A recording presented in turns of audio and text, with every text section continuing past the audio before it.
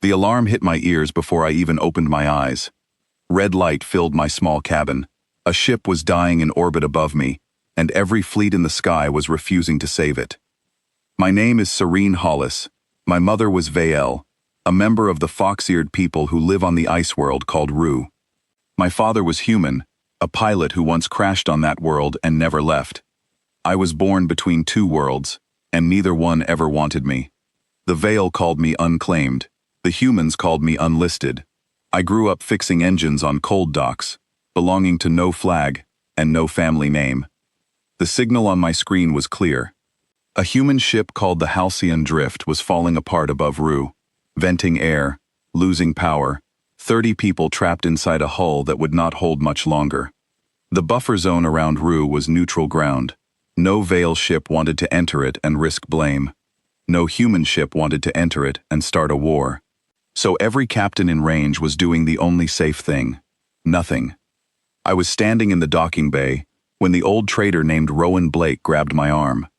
"You are not truly Vael and not truly human," he said. "If you fly into that zone, both sides will call it your fault.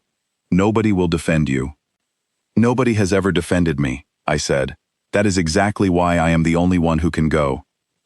I pulled away from him and ran for my hauler. It was a small cargo ship, built for moving scrap metal, not for rescue. But it was fast, and it was mine, and right now speed mattered more than size. The climb out of WWII's atmosphere shook every bolt in the hull. My hands stayed steady on the controls, even as warning lights blinked across the panel. Fuel was low. My tracking system kept losing the signal from the Halcyon Drift because the ship above me was spinning slowly, tumbling out of control. Through the static on my radio, I heard a woman's voice, calm but strained. "This is Captain Grace Bennett of the Halcyon Drift. We have lost primary power. Life support has less than 40 minutes remaining, requesting any vessel in range." I keyed my radio. "This is Serene Hollis.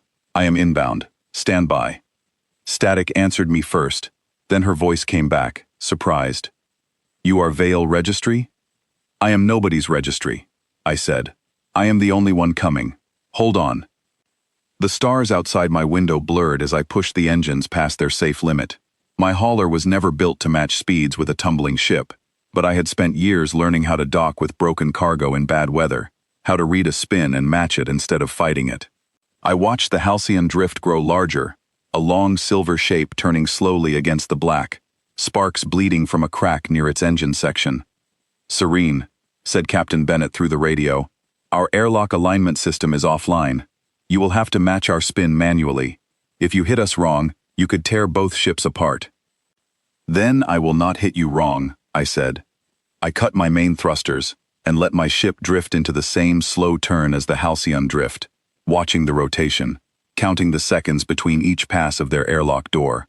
My mother used to say that patience was the only gift the ice world ever gave its people.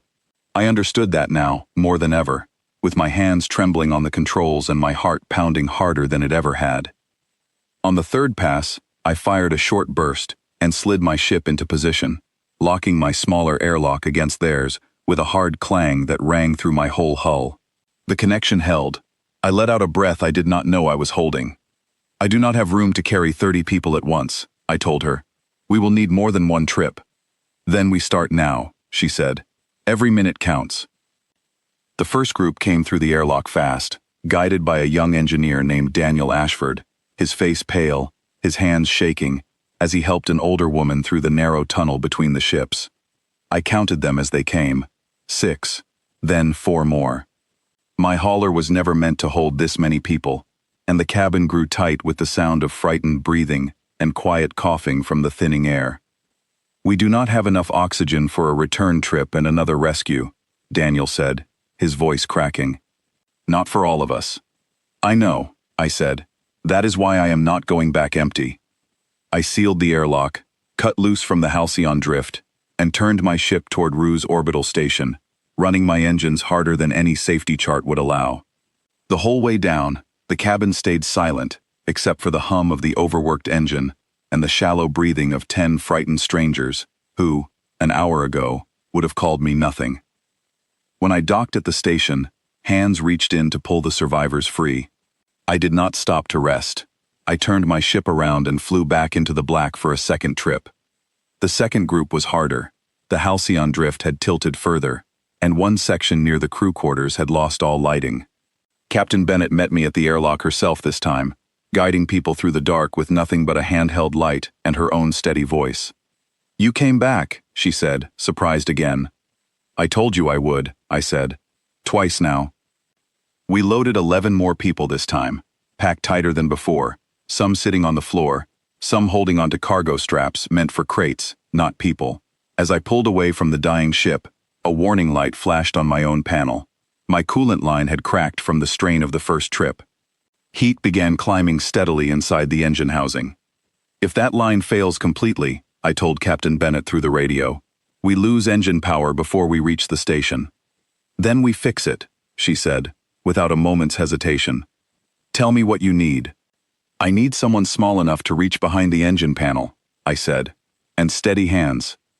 A young woman named Nora Whitfield crawled into the narrow gap behind my pilot seat, following my instructions as I called them out over my shoulder, wrapping a length of spare cable around the cracked line to slow the leak. Her hands did not shake, even though her voice did. "Is this right?" she asked. "Perfect," I said. "Now hold it there and do not let go." We limped back to the station on failing power, the warning lights flashing the whole way, but we made it. 11 more people stepped onto solid ground, because a stranger trusted me enough to crawl into a machine she had never seen before, and hold on with everything she had. 2 trips left. 9 people still waited on the Halcyon drift, including Captain Bennett, who had refused to leave until every one of her crew was safe. My ship groaned with every restart now, metal complaining under stress it was never built to survive. Rowan Blake met me on the landing pad this time, his face full of worry instead of warning. "You are running that hauler past its limit," he said. "One more trip and it might not come back at all." "Then I will make the trip count," I said. I flew out a third time, my hands steady even as the cabin filled with the smell of overheated metal. The Halcyon drift had grown quieter now, its lights dimmer, its air thinner. Captain Bennett greeted me at the airlock with the last of her crew standing behind her, tired but alive. "Last group," she said. "Then it is just me." "We are not leaving you behind," I said. "Get in." "I do not leave my crew, and I am the last one standing," she said. "Take them. I will hold the ship steady from here as long as I can." "There is no version of this where I leave you here," I said. "Move." She hesitated only a second before stepping through the airlock, and I sealed the connection behind her. The final crossing back to the station felt longer than all the others combined, my engine sputtering, warning lights filling my vision, the whole ship shaking as if it wanted to fall apart before finishing the job it had started. We landed hard, sparks flying from one of the rear thrusters, but we landed. Every person from the Halcyon drift stood safely on Ruse Station within the hour, and word of what happened spread faster than any official report could travel. A woman with no home, no registry, no fleet behind her, had made 4 trips into a dying ship that both governments had been too afraid to touch. 2 days later, I stood before the Vale Council and the Human Commission at the same time, something that had never happened in the history of either people. Captain Bennett spoke first, refusing to let the meeting continue until my full name was entered into the human record, both my parents' named together for the first time in any official document. Then a young Vale boy named Ilieth, barely old enough to speak before elders, stood and said that a person the council had called unclaimed had answered a call that every trained pilot on Rue had refused. He asked how the clan could keep calling someone nothing when she had just saved 30 lives with nothing but her own hands and her own courage. The council was silent for a long time.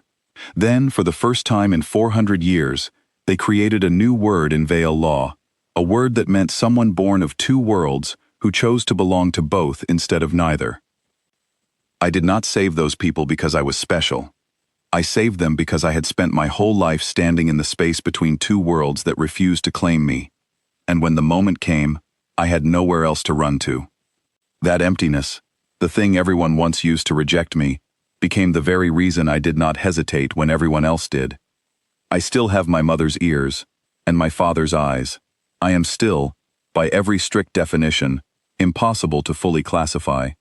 But I have a ship with my name painted crooked across the hull, a human captain who calls me a friend without any pause, and a young Veil boy training beside me who wants to learn how to fly toward danger instead of away from it. Two worlds spent my whole life telling me I belonged to neither of them. It only took one flight into the dark to prove them both wrong.